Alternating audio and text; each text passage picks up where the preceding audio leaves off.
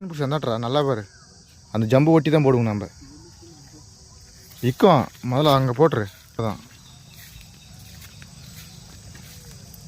போயிடுச்சு பாரு. வலை கிழிஞ்சுங்கிறது நீங்கள் இப்பயே தெரியுது. நல்ல 2-3 ஓட்டக்குது.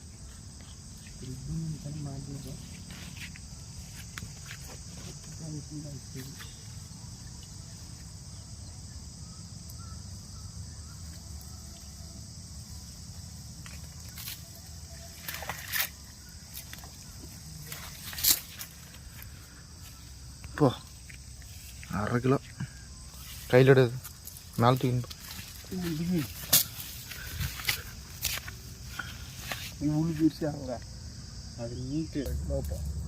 எவ்வளோ வரும் ஹைட்டு? 1/2 கிலோ.